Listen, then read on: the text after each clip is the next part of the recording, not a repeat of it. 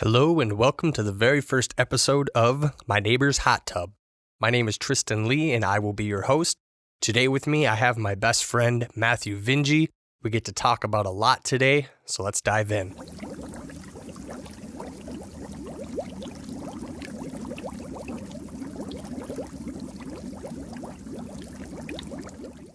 You were saying that you're grateful that you did go to college when your dad had sent you to college the first time was at NDSU. Yeah. I can understand because there is some serious value in being able to be out on your own. Even though you're in the confines of a learning facility like a college. Yeah. And the dorms and everything, you are out into the world. Mm-hmm. You don't have your parents by you all the time. You dictate your destinations. Meaning, if you want to at 2 a.m. run to Taco Bell, you can do that. There's nobody sitting there waiting up at night for you. There's nobody that's holding your hand, making sure that you get to classes on time, making sure you even get to school in general. It's very easy, especially like when you were me at NDSU, where I had no direction my first year. I was freshly out of basic training, and in basic training, you're built up so much angst because you just like, I want to do this. I want to do this when I get home, when I get freedom, basically. And then you get that freedom, and now mom and dad aren't involved. Nobody else is involved. Now it's like, It's your first taste. It's your first taste of freedom, and it's your first taste of being the one in charge. Yeah. Who's calling the shots? Because ordinarily, let me pull that door shut. Ordinarily, it's like, mom and dad tell us this is when we go to church this day, or you got to get up, or you got to go to school, or you got to, come with them while they run errands, and stuff like that. But now it's you get to decide how you want your day to go. Yeah. And inevitably your course of, direction. It's your first taste at single life. Yes. The definition of single life. Now you're not worried about many people, or no one's worried about you. I mean, sure, mom and dad are at home, but now you're by yourself, worrying only about you, living off what you have, and you don't have a whole lot, especially in a dorm, but you're not fully on your own, meaning they still have food there for you to go grab. Mm-hmm. You're still living in a dorm with a roof over your head. That's basically, paid through for FAFSA, but, that you will eventually have to pay back. Right.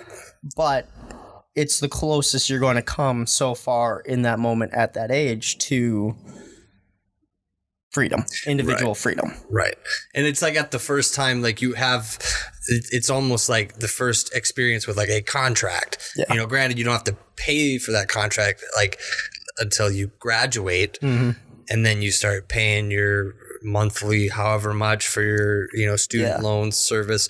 And then the next closest thing is like, oh, now I have an apartment, or now I have a car loan. You're like, now I'm contracted I'm owing these people, exactly. And I have to, it's motivation to be accountable for like, that's why I got to go to work. So this is why I have to, get up every day, so I can, afford these things and afford to have anything exactly in life. You asked me when I go back to NDSU, where would my extra money come from, or spending money? And that was one of those things where I sat there for a moment and thought, because it's like, okay, right now, day and age, bills wise and everything like that, I'm looking at, around the probably $700 a month, is my what I need to have. Yeah. Where then if I went to college, I mean, that's why I said so low. I was like maybe $100, $200 a month, because then it's like my food's there, my house is there. Right. So a lot of like your expenses that you would normally have. And then the only one that I have is phone. Yeah. Because it's internet. Because you don't have a car payment. You don't have to pay for internet because internet's there. Yeah. You don't have housing because that'll go right into FAFSA. All of it you'll just displace. You'll pay later. Yeah. I mean, the only other money that I'd really need is like gas. You know, right? So that's why I say around running, you know, $200. Because I mean, if you're on college or at college on the like the dorms and everything, you don't have to be going anywhere really. You know, because what do you need? You know, you have everything you need. You got the clothes that you brought with you. You know, maybe you need some, I don't know, cleaning supplies. You know, but I mean, really, you're going to maybe go through an entire bottle of all-purpose cleaner. Do they have they have laundry? Yeah. Is that coin laundry? No. You just all through the card. Yeah. Or whatever your access. All through, like, it's free access. It's just you pay for your detergent, obviously. Sure. You know. So I mean, for me, that's one of those things where I was thinking about. I'm like, you know, that's not bad at all. You know, that would get rid of all the other costs and everything. I'm just waiting to hear. I'm waiting for a cat to come through the ceiling. Yeah, right. At any moment, because I know he's made his way up there several times. I thought I might have heard it too. I thought it might have heard it when it came down. Yeah. Yeah. Do you think that was like in the middle of the night? Yes. Okay, because I was gonna say there was kind of a boom, but yes, I didn't. You know, I thought maybe it was outside. You know, maybe like a car crash or gunshot has happened. You know. Well, yeah, there's been many times, or like the neighbors like next door, because we're in like neighbors next door, like doing stuff and knocking on the wall or whatever. Yeah. When they were doing the remodeling. Yeah. Now they're putting it up for sale. You notice I saw that sign that put it up for sale. I would love to. I might find if it's on Zillow just so I can kind of look through it and see like, okay, I wonder what it looks like. Yeah, if you can find it. See what they did remodel wise. I might actually do that too right now. I'm going to do that. But yeah, so I mean, I'm very thankful where it's like I did go, even though like I had no idea what I was going to go for.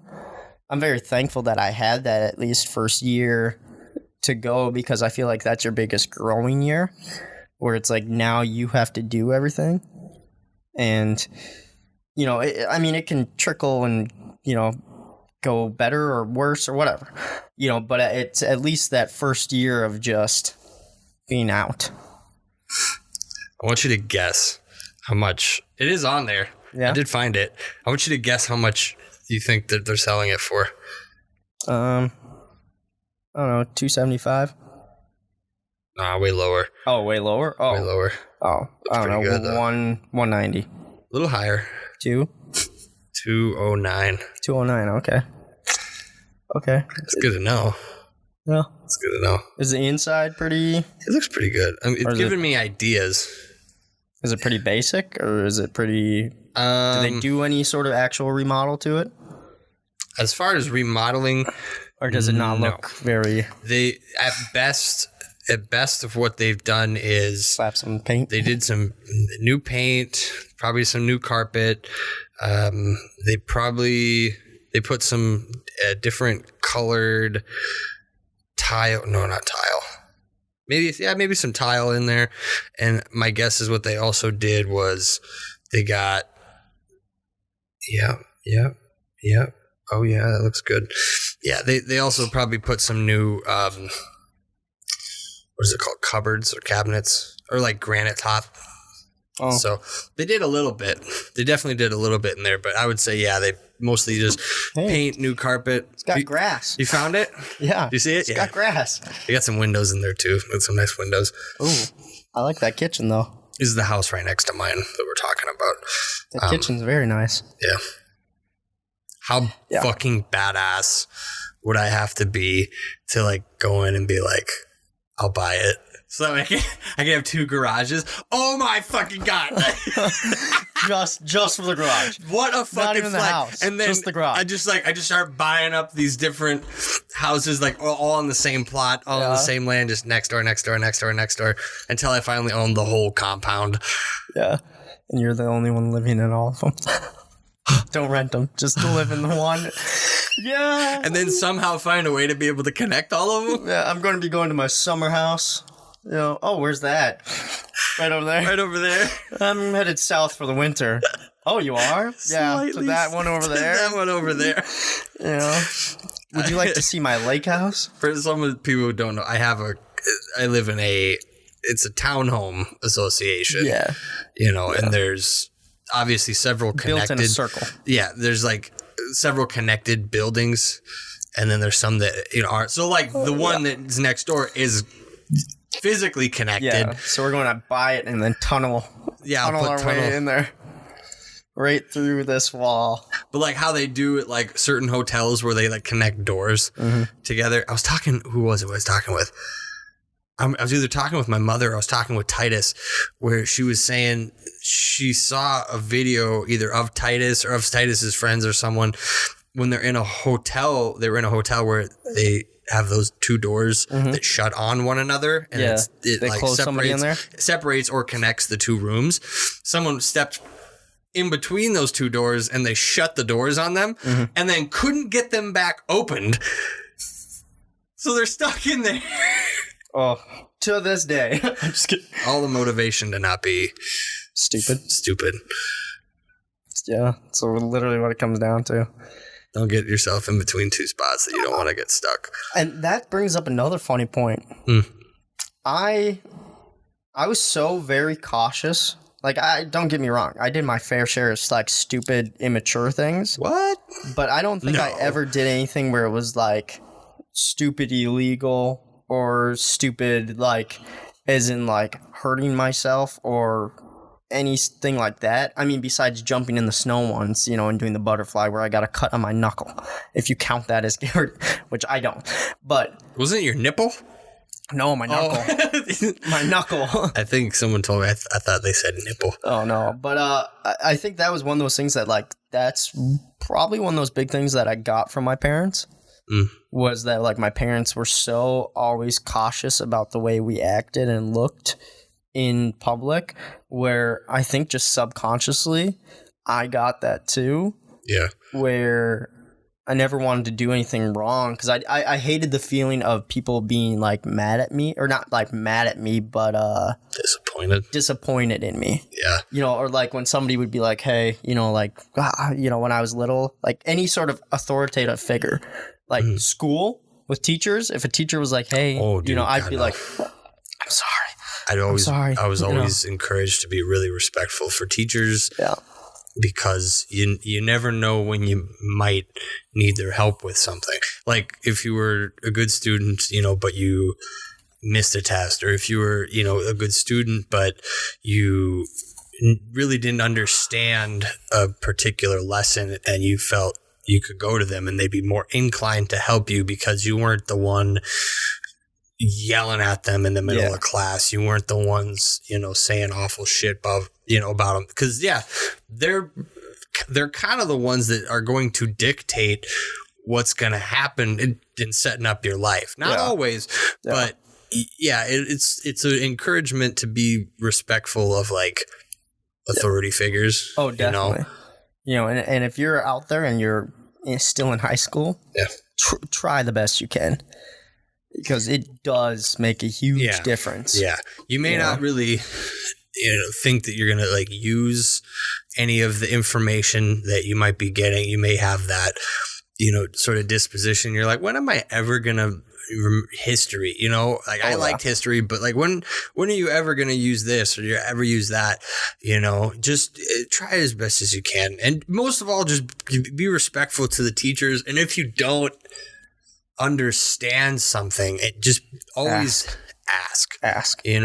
High school, middle school, elementary, college, all the way up, even at your job. Like even to this day, if I feel like I don't understand something, I'm not the least bit shy to be like, how do I do this? Even if it's something I've done like 100 times. Even the smartest man in the world had to ask questions. You have to ask questions. You gotta. Because someone's done it so many times. Like I hang blood a lot, and I'm always like, I've done it a million times, but like I just want to be sure. One, because like from hospital to hospital, they have their different safety checks that they do, and as you should when you're giving something like blood. Oh yeah, and a blood transfusion something that could kill someone. Something it's not like if you were to give someone a Tylenol. Yeah, like there's just a little bit more of there's an ibuprofen. Yeah, there's a little bit more of a risk and things you got to be aware of. Yeah. And so I always ask, even if I feel comfortable. And they always do have those safety checks where they have to have someone, a second person, verify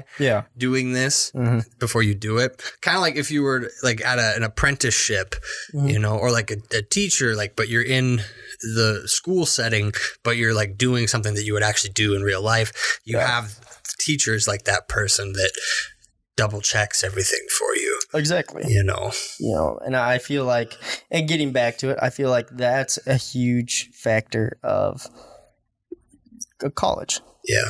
You know, the university is now you don't have that person to be checking. You know, now you're get going. You're right. What I really liked even about doing post-secondary was that, you know, versus, you know, the high school we both went to, you know, you did have teachers who were like on you, like, this is turned in this day, this is turned in this day, you know, the reminders. And, you know, even like up to like the due date, they were like, hey, you got to do this. At the college, you know, in the tech college that I went to, they were like, here it is. You know, if I give you an assignment, just expect it's either due the next day unless I say otherwise. And that's the last I'm going to say it. And if you don't do it, then 0. Yeah. You know, just the way it be.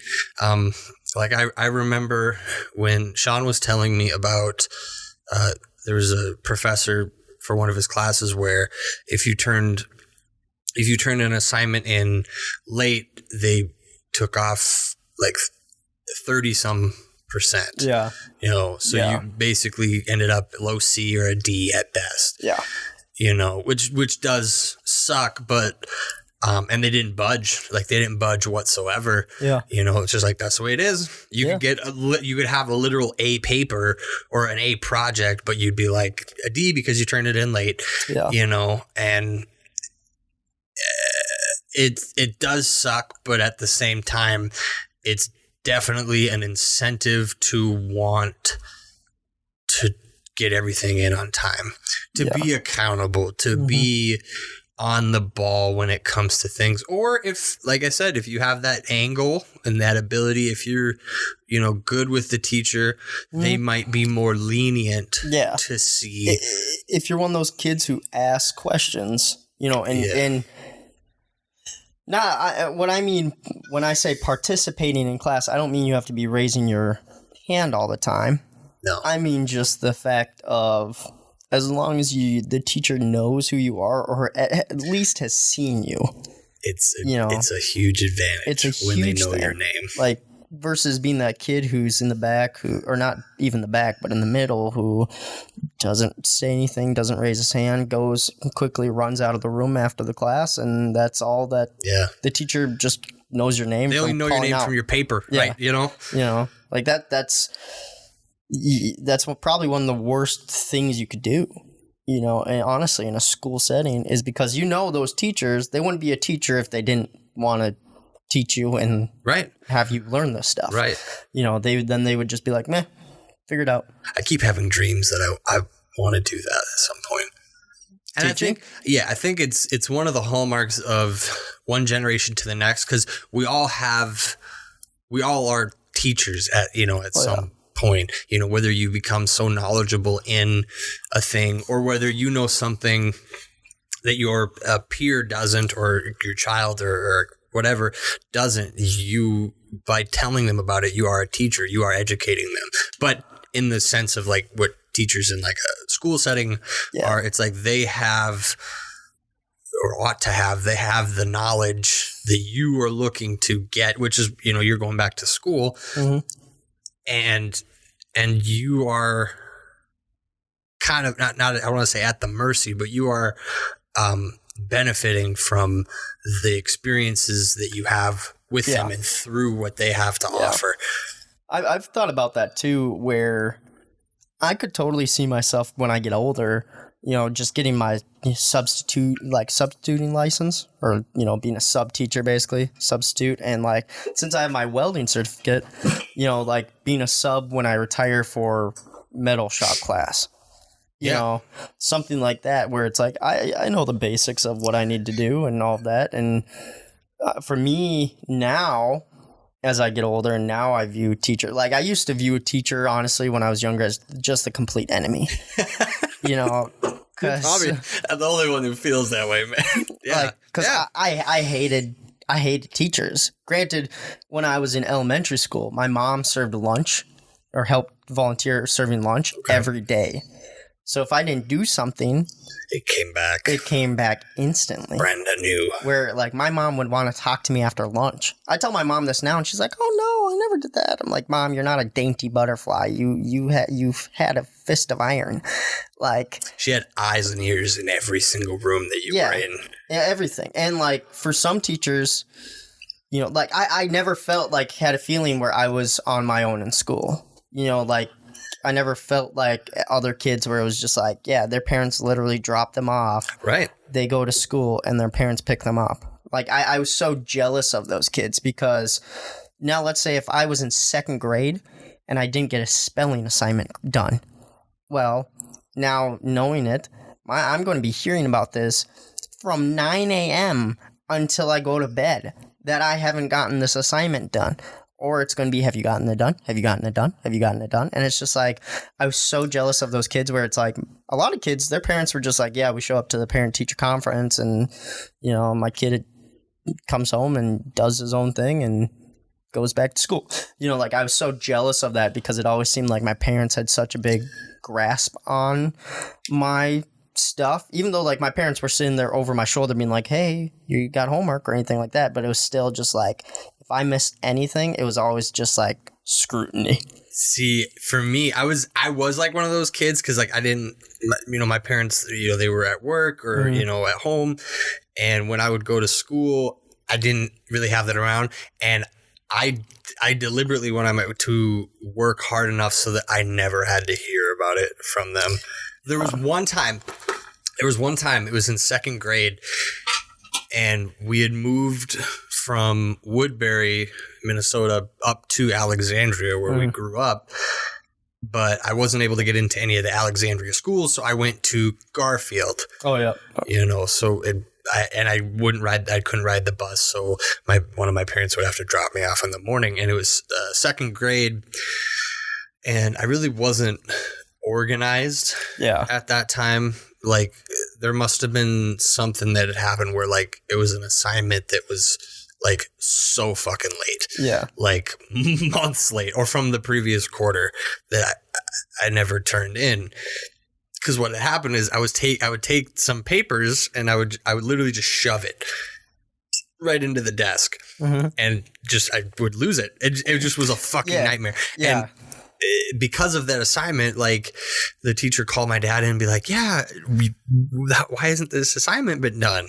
You know, this is so late at this point, but like, what did you do with it? Yeah. And my dad was like, well, let's look at the desk. And I fucking dreaded the idea of my dad looking at my desk, but it's like if you were to open up the hood of your car and you just see a nest of rats right in the fuck, and you're like, God damn it. I was the same way. And they looked at it and it was, dude, it was so bad that it was like the first moment I remember being really embarrassed. Oh, yeah. And my dad was like, he's like, if I ever have to come in here and deal with this again, you're getting your ass whooped. He said it like, I think in front of the teacher. And I mean, she was like a jaw on the floor too, like, because she's like, how did it get this bad? And then from then on, dude, I always strive to just never have any of my parents have to come in and deal with anything. So I was just like, I'll just stay on top of shit. Yeah. I'll just stay organized. I'll do my assignments. I was the same way, but the opposite. Where like I never got better with like my desk because it just was so much easier to like, well, it disappeared now, you know, like ta-da, like. But I remember it got so bad at one point, like, you know, the way a desk is, it's slanted. Yes. You know, so it's slanted towards you, so then it's easier to write on. Yeah. Right. Well, at one point it got so bad where it was completely like level, if not like over, you know, facing the other way. Yeah. And I remember sitting there and I was just like, I should probably clean this out. Like so then closed. Yeah, and I would just like I would rest on it, you know, which one would shut it, you know. But I remember it got so bad because then the next day, I sat there and I distinctly remember going, "Hey, I should clean this out." Well, then the next day was parent-teacher conference, and I didn't clean it out in time. So all of a sudden, they're sitting chatting at the like desk, you know, like. And at Zion, a lot of times, like, you'd either parents would either sit in a chair, with the teacher, or they would sometimes just sit in your student's desk. And I remember like my dad or whoever it was, it might have been, no, I'm pretty sure it was my dad, but like they were sitting there and like the corners of papers are like flying out, of my desk, like all over the place. Yeah. And I distinctly remember hearing from my dad like the next day or whatever, he's like, hey, you might want to fix your desk, bud. And I was just like, in my head though, it wasn't like dirty or I'm like, wait, something broken on my desk? So the next day I go to school and I bring like a screwdriver, with me to my desk thinking like my desk is broken. Yeah. No, like my dad had literally put a sticky note on my desk saying, hey, you better fix what's in this or else this is going to be broken. Yeah.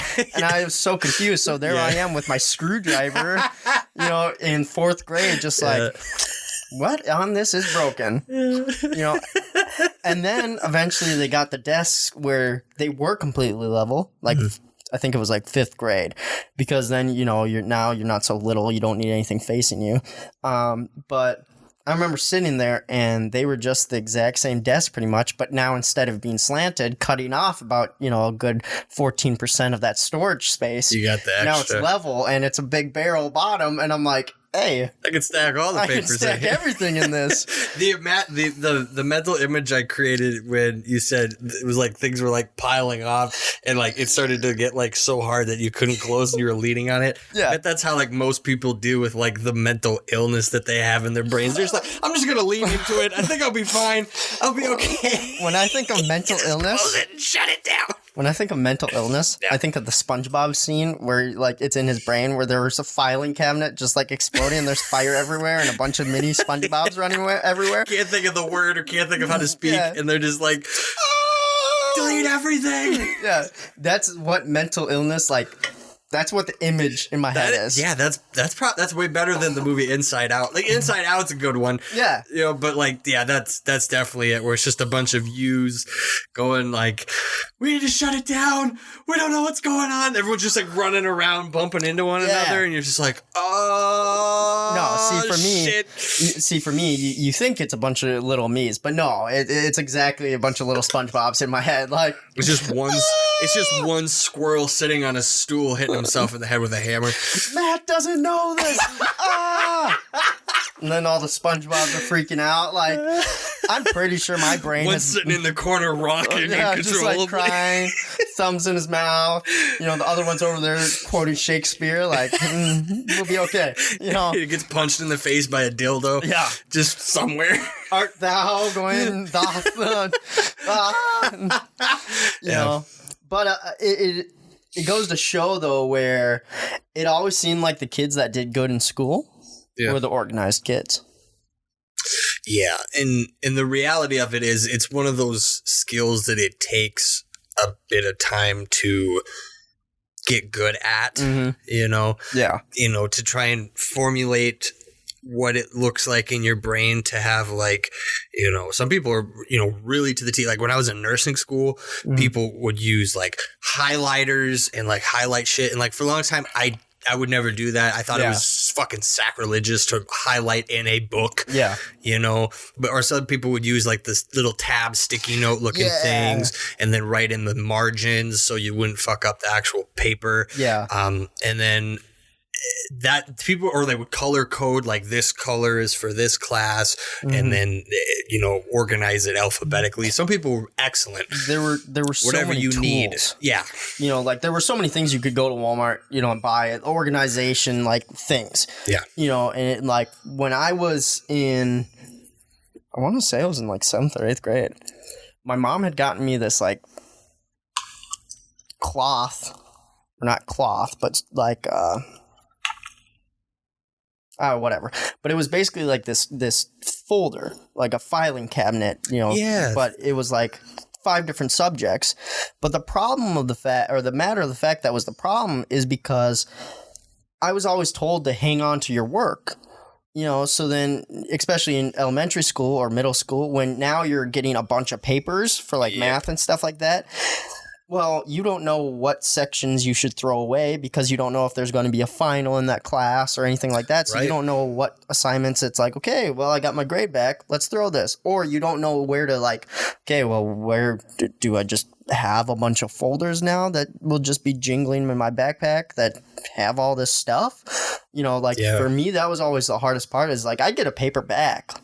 Turning in the paper wasn't bad. I easily turned that in. It was the getting it back. And then if the teacher was like, yeah, you can do work on that and then hand it back into me. And it's like, okay, well, I'd grab it and just throw it back down in my folder. Well, it's got the same score as the last 30 other assignments. So now I'm sitting there, I'm like, oh, crap. Which one's the newest? Because very rarely on the paper they would hand you to do your work was there this chapter, this section, or this date in math, or this date, I would date my assignment still and stuff like that, and I now looking back, it's that would have been my answer to my issue, but it was there was never chapter 5, section 6. Normally it was just especially in math, it was normally that piece of paper that had 10 boxes on it, to show your work and so then now you have this paper that's got your name on it and all these boxes and you hand it in, they write a score, hand it back, and it's just I hope this is good enough. Right. But which one is it that I have to do work on now? So a lot of times I'd get it wrong. I put in the last section one. She's like, what is this? You turn in the whole wrong assignment. Yeah. You're like, fuck. Yeah, you hold on to ones thinking, oh, they're going to touch on this is going to be a final, or hey, you're going to use this to study. You end up with just a file folder of nonsense. Yeah. I think that's what was most liberating about when we graduated from nursing school. It was just I'm never going to look back at these fucking assignments. At the end, you could just burn all your papers. I would keep some of the notes. A lot of the notes I would keep, but handouts, this, that, I don't care. Yeah. I keep the books, but you don't need that shit. Yeah. And in a couple of years, that's going to be outdated anyways. Yep. See, and that's one of those things my dad's office right now. He's not going to like the fact that I talked about this if he hears this, but he used oh well. But my dad's office, right? There's a corner of the office that's from all of my dad's old business stuff. Sure. Because on top of being an engineer, then you got to keep records of all your stuff. That's right. And my dad is just old enough where he's in that in-between where they went from paper to everything electronic. Yeah. So now my dad's got this corner, of just papers and papers and papers of bridges that he's done all over, the world pretty much. Yeah. So it's one of these days, I know for a fact, one of these days as a gift to him or whatever, I'm just going to go in there and try and organize as many of those papers as I can and just file them down because there's so much where he needs to keep all of this records in case anything was to happen or in case something needed to be changed, then he could pull it out, But I'd rather organize it. So then it's the case where it's if he had to find something right now, there's no way in the world he'd be like, oh yeah, that's right here. He'd have to almost look through every single one. Yeah. He'd be looking through every box. But so it's crazy to see how, though I say most of the kids that seem to do good were the kids that were organized, that is living proof right there where it's not always true. Some of the messiest kids in the world can be, just as good. They have that saying or, that theory where it's the kids who live in their mess, are normally or are the smarter kids because they aren't bothered by that and they're just focused. But I don't believe that to be true. I've definitely I get what you're saying because there are those who rather than spending. And this is what I was saying before, when people would organize notes, some people would use highlighters for certain things and highlight this or use this tab for this, or everything would be alphabetical. Maybe at some point it does get to a point where it's fucking overkill, where someone who's you know what, they're busy and they're doing shit every day, but they're not OCD level organized, where all of their shirts are organized from left to right, the scheme of the color rainbow. Yeah. It's something like that versus you maybe have a few socks on the floor, you maybe have a few pants on the floor or a t-shirt, but overall you're I'm I'm busy doing my work, or hey, I'm busy doing, this. It's not like you're sitting around looking at TikToks doing absolutely nothing and your place is a sty. Yeah. It's like, like I'm in between doing like everything. I work 20 hours a day, sleep 4, and I don't get the chance to vacuum my house every single fucking day. Yeah. Like someone we know. Yeah. And so exactly. Shots fired. No, it's. I'm not shooting. I'm not talking. No. I know. We know who we're talking about. But you have, and I think that's okay. But like, there is a level of organization that definitely positively contributes to your ability to do what you want to do and be successful. But there's also, and this is like OCD, is where it's also a detriment, where you can't do your job. You can't go to work. You can't live your life because you have to open and shut your door 7 times a day. You got to clean wipe down every countertop. Every day. And by the time you get done with your list of cleaning, you got to start it all over again. Or you get halfway through your list of cleaning, realize you forgot something, and then you got to go back and do it all over. That's where it becomes, a detrimental affair. Yeah. Like I find it super easy. Like for me with school, it's like if I start off organized, it's easy to maintain. It is. If I start off junky and just messy, it's harder to catch up. Like, like you said, with the rainbow in your closet, but used it's to be like that. If I do that, like for me, it's easy to maintain it if I do it that way at the beginning. Like if I had all of my clothes washed, all of the clothes that need to be hung up on hangers, so I can sit there and put them in a spot, then in my mind, as I'm doing it, I'm like, oh, okay, like this is pretty simple to remember where each one goes. And obviously you don't get it the same way every time. Like you're not putting the same one in the exact same spot, maybe one more over, but I find that it's easy to maintain organization, but you have to start off bare bones organized, like you have to, and I think that's where organization plays an effect in school, where it's the same mentality of being organized and starting off bare bones, meaning every time something comes up, you have to do it right then and there. You have to clean it. You have to organize it. You have to make sure it's put away correctly. So then you're not going to all of a sudden look for something and it's, oh, what box did I put that shirt in, or what box did I put that shoe in, or, where I feel like at school it's the same way. Now you're starting out, you're organized, you get an assignment, you do your assignment, it's done, and whether you put it away in a folder or you put it, you have some sort of system where that's the first thing that you pull out every class period, that next or that assignment. So then if the teacher asks, you have it. If the teacher doesn't ask, okay, well that will be going right back into that same position for the next class, the next time we have that class. Yeah. And you're saying it's best to just whenever you get something that needs to be done, just as soon as you are able to do it right away.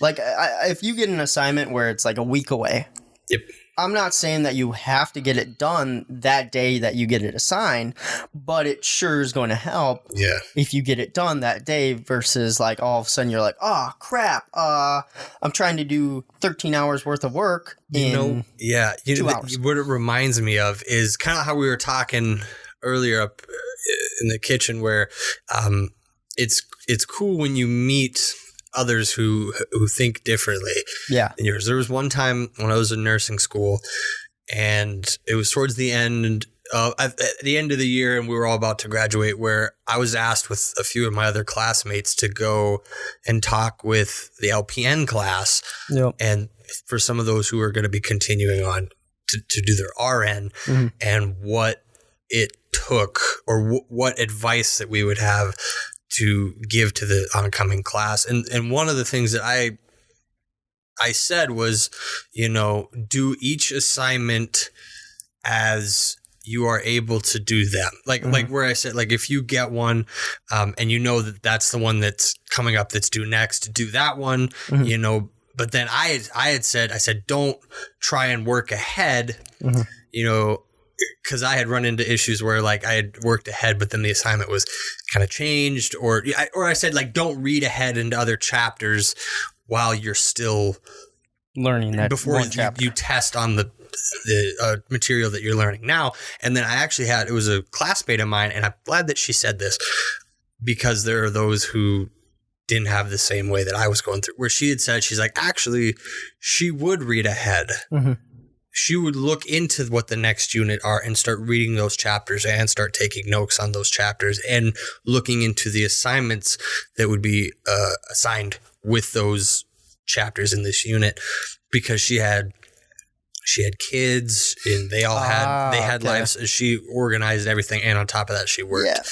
Yeah. A real life superhero, I'm telling you. Yeah. And I had a lot of them in my class, so I was kind of like sitting there, and I was like, you know what? Maybe there were people who needed to hear that. Yeah. I know for me, when doing that, it was a lot harder, because it would take up the space in my brain that the current material that we were going to be tested on, mm-hmm. it would fuck with them. Yeah. So that's the way my brain worked. And I was like, I just want to focus on what we're going to be tested on, notes, and then we get tested and we're done. Mm-hmm. And then go into the next unit, next chapter, and start doing the notes and all over on that.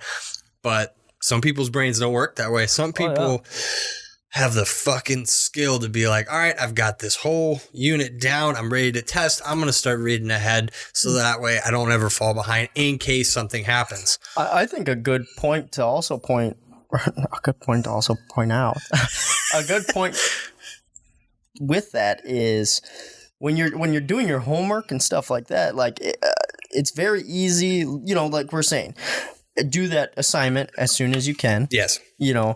But in my mind, I'm going to say it this way too. Don't settle. What I mean by that is, after you've done that first assignment, like let's say it's the first day that this assignment has been assigned. Let's say you do it or whatever, or not. Let's say you wait a day and you get that assignment done.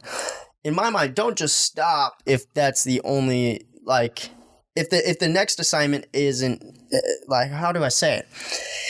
Let's say you're assigned 2-3 assignments, one day, right? And the first one is due in 2 days. The next one's due in 5 days. The next one, 7 days. Don't just stop after, let's say you get back to your dorm or wherever and you do that first assignment because it's due tomorrow or whatever. Don't just stop there. Like, if you've got this time where you got time to keep working, just keep working, finish that next assignment. Because in my mind, it's the sooner you get assignments done, the easier that weight is off your shoulder. Because for all you know, in 2 days, 3 days time, there could all of a sudden be a 10-page paper that's due. And then now your time to do these other 2 assignments has just shrunk tremendously. Yeah. Because even looking at our buddy Sean, he had a 10-page paper due, and it was killing him. Because he had all these other assignments on top of that too. He was trying to get that done, and because all of a sudden then that was dropped. Now the assignments that were before, it's like, oof, But I've always wondered this, like in my mind, because everyone's different.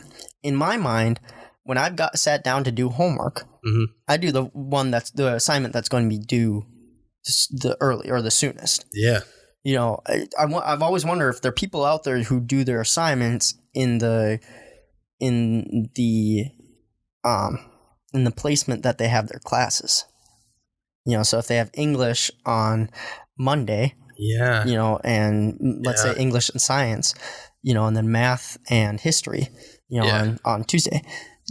Are there people out there that sit down and do their homework as if, like, I'll do this one and this one and then this one and then this one in order? There's definitely there's definitely Like I've always wondered that. Yeah, like if or I've also done it where whichever assignment you find it's like easiest to like bang out and get done. Like it may not be the next one that needs to be done, but let's say like that this assignment's gonna only take you like 5 minutes, but it's not due for like a week. Yeah. Or I have to do this assignment that's going to take me an hour and a half, mm-hmm. but it's due in like a day or 2 days.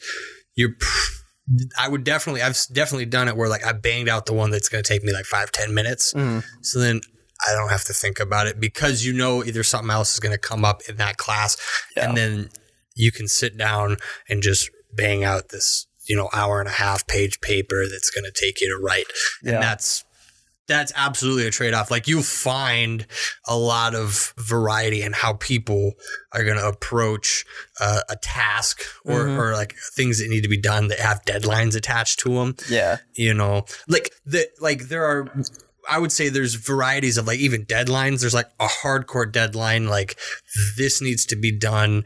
This medication needs to be administered. Yeah. This project has to be drafted up and designed before you do any of this. And then you have like abstract deadlines. Yeah. Like where there's deadlines, like the one that I held for myself in building the studio. Yeah. It wasn't like it needs to be done on this day at this week. I was like, I want it ready to go before the end of 2021. Yeah. And it was fucking ready. Yeah. And I like, there were days where like I couldn't work on it. Obviously, working Friday, Saturday, Sunday, that I really couldn't spend a whole lot of time because it was like eat, sleep, work, go to bed. And there are those days where you're just like, ugh, I really don't feel like you're like, and the small incremental things like moving things around or either waiting for the debt or like mic placement that really don't take a whole lot of time. Like, I'm not gonna spend that if I'm gonna still have to work in the morning. There's also the headspace. Yeah. Like where you find people like we work out, but most of the time that I've ever found that we've working out, we don't get up at the crack ass of dawn and go work out. And then we have our day. It's like the end of the day. I'm going to do this. I'm going to work out. I'm going to crank it out. All the stuff that we did all day. I'm going to use that as fuel to I'm going to finish this workout in about an hour, and then afterwards a shower, and I wind down and go to bed. Yeah. That's how I've always felt. That the same. Like for me, it's always been the fact of the other reason why normally like I would always work out when I was bored, because they would fill up gaps, especially if I'm in the gym for an hour or two, and let's say there wasn't anything else to do, I would go to the gym, and normally I would try to use the gym to like get me to be tired. Yep. Like having insomnia and everything, it's very hard to get just tired. Where I found that over the Christmas break, I found that the best time or sleep schedule that I could even be on is going to bed by 10 o'clock and waking up at like 3-4 in the morning. Because my body would just naturally wake up then, and then be up all day until 10 o'clock again. Yeah. Or 10 or 11. How long of a day is that? I don't know. I haven't even done the math. I would say 2,200 minus 4. That's an 18-hour day. Fucking kick ass. Or wait, what? Yeah. You get up at 4 and you go to bed at like 10. Yeah. It's like an 18-hour day. That's pretty good. Yeah. It's pretty good. Yeah. So I mean, it was one of those 6 more hours of sleep. Or no, that's an 18-hour day. Yeah. Yeah. Where I just found though where it was like, I was able to accomplish a lot more though too. Yeah. Where at that time I did when I'd wake up at 3, I was going to the gym at home, just because I knew it's like, well, I'm going to be up for a long time before anybody gets up. I can sit there and nobody else is really at the gym at 3 in the morning. The flood doesn't normally happen until like 5. Yeah. Because I view it as a lot of people do go and lift in the morning. They do, like, every ad of anything says so. But I think the difference is a lot of people get up at 4 in the morning, but then don't go to the gym until 5. That gives them that hour of like wake up time. Where I found that it was easier for me to just wake up at 3, put on my shorts, go walk out the door, go to the gym, and sit there and lift. And that was my wake up time. Because nothing better than waking up than getting your blood flowing. Yeah. And if you're lifting too, you're sitting there, you're sore. And then at that time, then I'd go home at around like, 4:35 after my lift would be done. And I still have 3 hours, 4 hours until people are waking up even. Yeah. So I still had time for my quote unquote me time or wake up time or whatever. Yeah. So I mean, and the nice thing about that too is like places like coffee places, are open at 6. Yeah. So it's like I could go get myself a coffee before people are up. So the line is short, it's barely moving, and so I found that if I wake up in the morning and I go work out, that's great. But when I get to Fargo, I don't know, it's just something about Fargo where Fargo hits me where it's like, okay, well, I'd rather go work out now at, 11 or 12 o'clock at night versus 3 in the morning. There's definitely... It's a town, and I say like the space and the environment definitely changes the way that we are. Yeah, believe it or not. Like I was talking to this guy. I was talking to a nurse last night who he's from New Jersey. Oh, and he has that sort of East Coast, sort of way. Like we talked about it where he no longer lives in Jersey because all these, these fucking reasons, just the taxes alone, and he talked about how his family, for the same kind of house that they had in New Jersey, they get it for like less than half for where they live now. And they also, like, he talks about how people just from that area and the East Coast is where it's like when you're talking to them, you kind of make things snappy. You kind of make things like you get to the point. You don't fiddle fuck around. And like I've confirmed that with like I have a friend who half of her family's in New York, half of her family was here in the Midwest, and that was that same way. Like, don't hem and haw, don't piddle around, don't fuck around. Get to the point. They're not mad or angry or anything. They're just like time is of the essence and very valuable. But you find that the further west you go, you do have that sort of little more chill, a little more laid back. It's not everywhere, but like you get that little bit more like, take your time and think about whatever you feel and think. So like when you go from Alec to Fargo, you're like in the Fargo, you're like everyone's up. It's like it's a small enough community where a majority of the people. Oh, here? No, I'm talking like in Alec. Oh, you just said Fargo, so that's why I was like, oh yeah, sorry, yeah. Yeah, in Alec, it's a small enough community in Alec where you have all these people that get up, all the industries, hospital, the manufacturing, the schooling, all these people, they are up early and they get to work early. And then that's where a bulk of them, and then they all come home at a certain time. And then you maybe have those 10, 15, 20% of the people who do the late night or overnight shifts. That's the majority. That's the other side. But then on Fargo, it's happening at all different times. Yeah. Yeah. That's like, for me, I found that Alexandria is very just like, it's small town community. So there are those aspects where it's like, there are businesses that wake up early, but I found that like it's being Alex, where it's majority of old people. Yeah. Like I didn't find it like at the time. Well, I mean, this was only a month ago, or 2 weeks ago, but being there for a month where I found the older that I got, Alexandria, majority of it starts slow or starts late, and I found that here, like you said, it's happening all the time. There's hustle and bustle. There's hustle all the time. Where for me, then that I think that my brain just goes into Fargo mode where it's like, I don't want to go to the gym.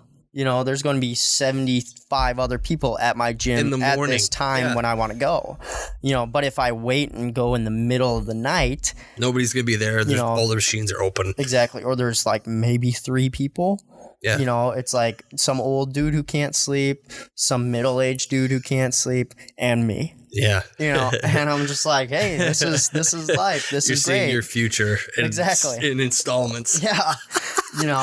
Because very, very rarely, in Alex, I was up 3 a.m., and one of the guys who actually worked at the Anytime Fitness wouldn't come in until 5. So by the time I'm done finishing my workout, he's just coming in, and he'd always ask me, every day I went, he would be like, what time did you come in? Occasionally it was like 2, because my body would I'd sleep until 3 or I'd wake up at 2, but I knew if I woke up and just instantly went to the gym, I'd feel so much better for the rest of my day being awake, and up earlier than everyone. I got my accomplishment. Yeah. Like I already got today's main goal done. Yeah. And that was to go to the gym. Yeah. Then I could come home and kind of look at everything and be like, okay, what do I want to do next, or do I have anything to do next? Yeah. You know, because there were days when I was home where I was just like, I'll just chill on my butt. You know, like I got my workout in for the day, and as long as I got the workout in, I was like, okay, I feel good already. Yeah. I don't feel like that burger I had last night is weighing me down now today. You know, no, it's a new day. Exactly. And it's funny too, because there's a legit chemical reaction where that dopamine that's released when you accomplish a task, whether you're hungry, you feed yourself, you get that dopamine, or hey, you got to do this chore, and then you're like, all right, I accomplished something, go me. That one video of, I think was it a general, where he's like, if you want, if you want to like change the world, or if you want to change the world, start by making your bed. You know, first they goal of the day. They hound that in you in the military. You've said it, Josh has said it. They hound you. They're like you spend every day making your fucking bed. Yeah, like all day sometimes. Yeah. They like literally one of the punishments was taking apart our bed frames and beds, bringing them down to the lobby, putting them back together, and making our bed, like making all the beds. So it didn't matter if it was your bed, somebody bed next to you, the bunk bed underneath you. You're making beds, you know. Wow. And then then we had to carry them back upstairs piece by piece and put them back together, and then bring them back down, and then put them back up. And bring them back up and put them together and make them back. I feel like that'd be more of a pain in the ass than doing like 100 push-ups. Oh, it was a huge pain. Yeah. You know, like in all honesty, from a mental standpoint, almost. Because you knew, as bad as it sounds, you knew during push-ups, there were moments where you could kind of lie down and hide. Right. You can't hide a bunk bed. No, there's no slacking. It's evident. It's way more evident. Exactly. Like the typical saying, like my recruiter, and I feel like most recruiters use this as a main advertising and to get you, but you get out what you put in. It's 100% true. Muscle wise, you know, you could be in the best shape of your life at the end. I mean, don't get me wrong. There's no way with basic training that you can still be fat after basic training. I knew one guy who lost 200 pounds. You know, like, I mean, he was basically probably at the max you could get in. Right. You know, and when he left, like when he went in, he wore large clothing. He was about 6'5", 6'6". Yeah. His name was Crockett. You know, like David or his last name was Crockett. But, you know, at the end of it or whatever, all he had was a large uniform, large clothing. By the end of it, you know, all of that clothing now is baggier than baggy on him, you know, but you're in basic training too. You don't care what you really look like because we all look like dog crap. You know, we've had to wear safety glasses all of basic training. So now we've got these raccoon, like, you know, tan lines. You've got this buzzed head that, I mean, this may be gross. This is going to be gross, but you know, you got this buzzed head, which is drier than dry. You know, even in the Georgia summer, but I mean, like drier than dry, as in like you got dandruff now, crazy because no one's got head and shoulders. Nobody's got head and shoulders. You know, you're basically using a bar of soap for everything. You know, not even the Dove soap. No, it's like Irish Spring. Actually, it might have been Dove. Like, not gonna lie, it might have been, but it was like bare bones. Everything was basic. You know, like basic training. You know, like that's the whole mentality is like you go from your cushy lifestyle, whether you have a hard lifestyle, an easy lifestyle, or whatever. You go from that to now you don't get to just run off and use the bathroom whenever you want to do that. You don't get to just fall asleep whenever you want. You know, you like basic training by far was easily the best sleep of my life. Because the minute you get into bed, you're so exhausted, your head hits the pillow and you're out. Over. Because you don't get any other time to sleep. Yeah. Like I said, there's no naps. You can't just like curl up in a ball and sleep the night away and be like, drill sergeant, I'm in pain, I'm going to bed. No.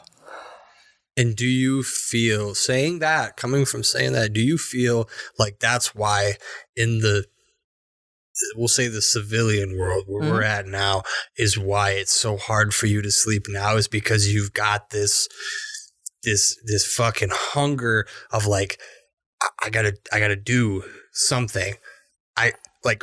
You're constantly thinking where when you were in basic training, there wasn't a whole lot of room for like thinking or whatever. It's like, I got this task to do. I got this task to do. I got this task to do. We know this, we got to march this day. We got to do this. And then by the time, like you say, you lay down, you're like, I've just got to sleep. By the end of the day, you're so exhausted just because everything you've done. Yeah. You know, like during basic. But I think the reason why for me, it's so hard to sleep now, because like I had sleeping issues before I went to basic training. Okay. Like, but to the point where like, my normal sleep schedule was I'd be up until probably 5 o'clock in the morning, fall asleep, wake up at around 7 to go to school in high school. That was 2 hours. That was my normal. It was 2 hours, maybe 3 hours of sleep.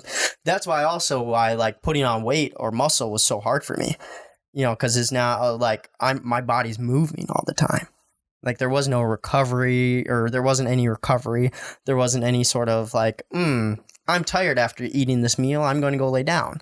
No, like it was like my body was just so awake. So then when I went to basic training and I'm doing so much, moving so much, you know, I'm exerting all of my energy. So I'm falling asleep like that. Yeah. You know, where then now you go from, you know, okay, how long do they say that it takes to break a habit?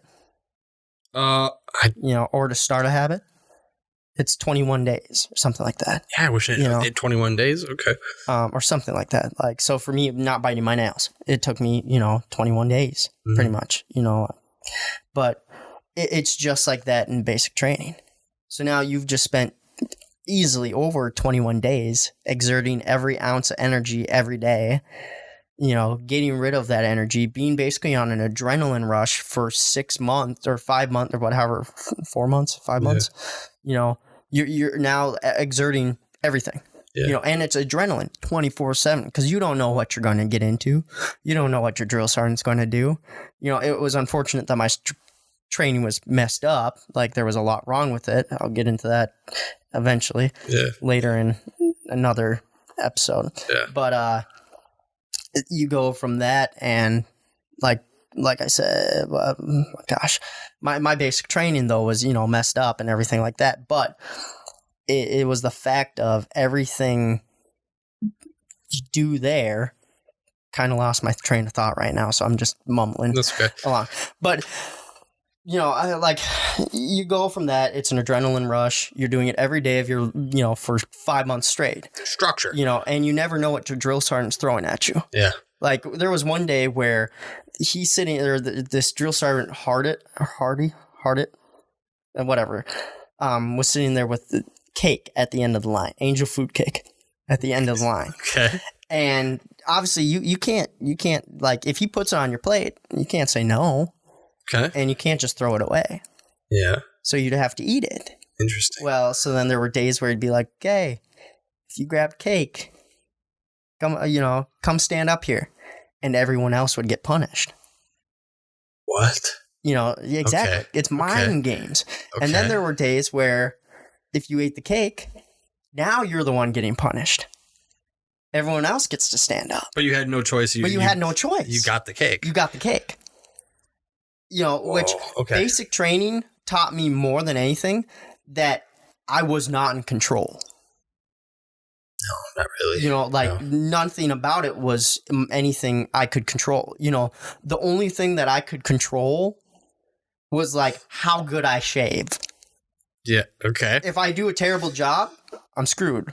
There was one day where I maybe didn't shave the greatest, but one of my drill sergeants was walking around with a card, doing a card check, because if it sits there and scrapes, or makes a scraping noise, then he knows you didn't shave or you didn't shave great or blah, blah, blah. And he gets right to the guy in front of me and checks that dude, and he was clear. And then he doesn't check me. And that was one of those moments where I almost just... You're like, oh, fuck. I was like, I could have been the problem. And I never wanted to be the problem. Like I said, when I was a kid and if I got in trouble, I never wanted to do anything wrong. Yeah.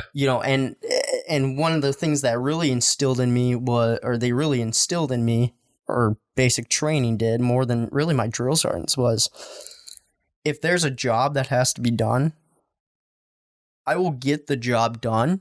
It may take me a while. Like if someone told me like tomorrow as a job, I had to walk across the United States and there's this much money. Yeah.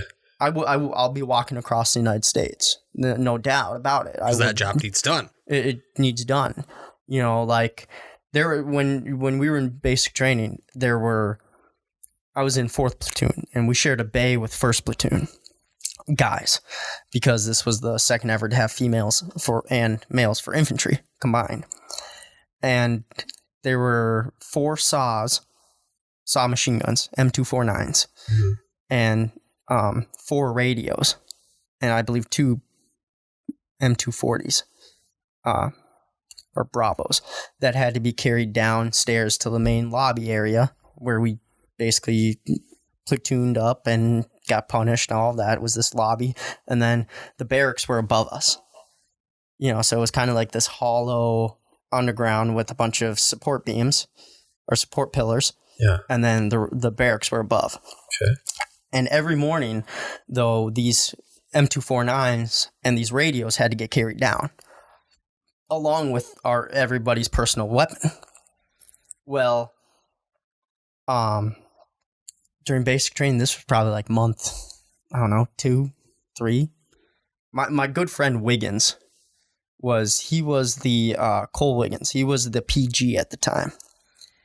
And I, for some reason, I don't know. I don't mean to be like boasty or braggy or anything like that, but nobody else would grab these machine guns and these radios, even though they had to get down every day. They had to. There wasn't an option.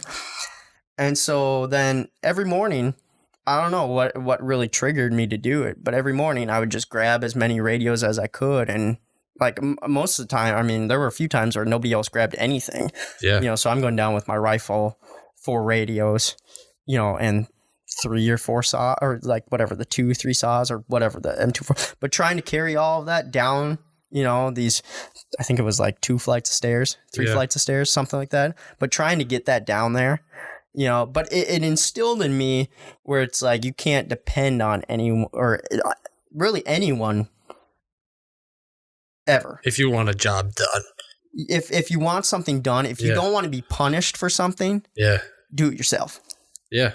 You know, like even if there's a reward, if there's not a reward, even if there's an ass chewing and an ass kicking, if you're going to do something, do it yourself. Yeah. That's the biggest thing that I learned from it, because, you know, there were 40 of us guys, you know, in this barracks. 40 of us. Yeah. You know, and it's like, it's kind of sad, you know, when one person is trying to carry all this crap down. Yeah.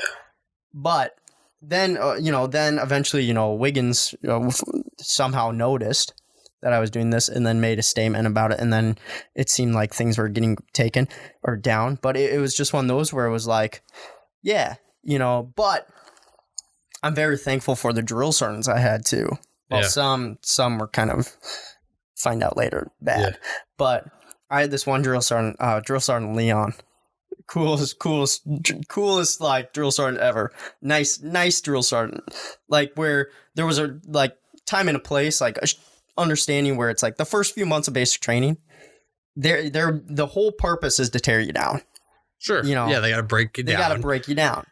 And even the nicest drill sergeant will still break you down. Sure. It just, when I mean the nicest, it was like you get into the third month, basically almost to the end, and you can finally start having actual conversations with your drill sergeants. Yep.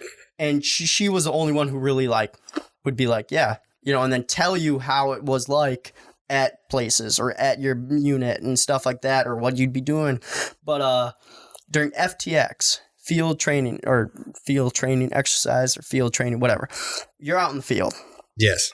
And when I was in basic training, I was probably in my platoon, probably the second smallest guy, at 100 at that time, probably more like 145, 150 pounds by then. Just a twig. I was just a twig, but I got handed the M240, which is the heaviest machine gun we got. And I'm sitting there, and the guy to my like left and my right, and I'm in this machine gun line, or oh gosh, I can't ever remember the names of any of these things anymore. But I get handed this 240, but the two guys next to me are like big guys, like big, strong guys. Well, I think FTX probably taught me the most about myself, where it was just like every morning I knew I'd have to wake up and lug this 240 around. And then every time we go on a ruck march or, something where I'd have to go walking now with my equipment and this 240, I'd get back and Drill Sergeant Leon every time would be like, Vinje, you made it. And every single time I would say, somehow, Drill Sergeant, I did not know what it was that even got me through that. I think it was just I dreamt of it my entire life, being a soldier, where it was like now doing soldier stuff. Yeah, it sucked in the moment. Just like everything you do in life sucks in the moment. You just got to do it. But then afterwards, it's just like, fuck, I can call myself a soldier now. Like, this is great. Yeah. I've got this blue cord, the coveted infantry blue cord with your cross rifles insignia, which is this little like button basically, but it means you're an infantryman, and so I was just like, whew, I'm done. Was I done? No. But every day that I finished that ruck, it was like, oh, I'm done. Because at the end of FTX, you're basically graduated. Yeah. You got maybe like 2-3 weeks of just cleaning up and and out process paperwork and stuff like that. And then you get to go. So then on July 7th, 2017, I came to the end of the line and I graduated. But it was one of those days where it was like, it went by so fast. Because just as fast as they get you to basic training, now weird? You're out. Yeah. They bus you back to the Atlantic, or if you're at Fort Benning, they bus you back to Atlanta, Georgia airport, and then you fly home. And now you're sitting there and you're just like, I'm in this airport alone, no drill sergeants, nobody telling me what to do. What do I do? Like, am I supposed to act a certain way on a plane now? And so I got there to the airport and I sat there in this chair and sat there. And the lady at the front desk or whatever, she calls, any disabled people who can get on now. And then they call the regular coach, or first class, and then, and I get up and I'm the last person on that plane.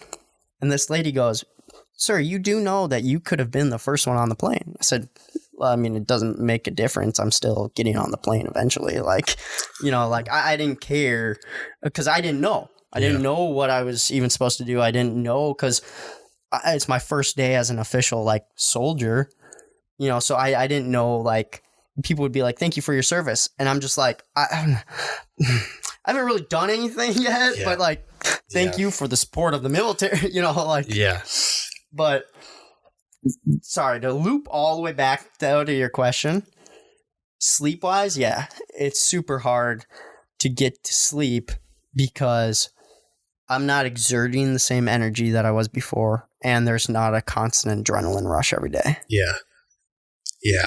Something tells me, and to connect, but that was a really good answer for sleep. But that was good. That was really good. I felt like I was on a goddamn journey. That was amazing, like The Hobbit. Yeah, that was. But something tells me, like, there was something you just said here towards the end, where you're in that, like when you were carrying the the M24, the mega ass machine gun, M240. Yeah, the M240, where every day you just like, it's just, it's a relentless grind. That it's like you're going to be doing it the next day. Yeah.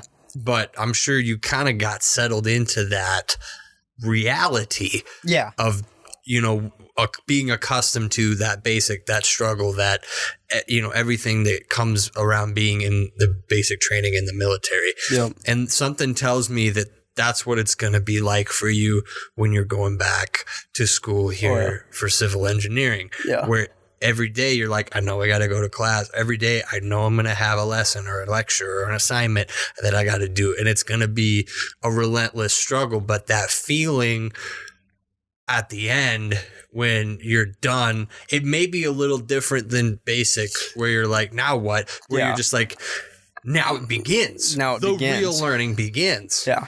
Now I'm off. Yeah. You know? Now it's time to, you'll have a job lined up and you're like, this is what the training has been for. Yeah. You know, like where before it was like, you know, training, like, hey, this is what it's going to be like in combat. This is what it's going to be like if you're in war and you have a job to do in war.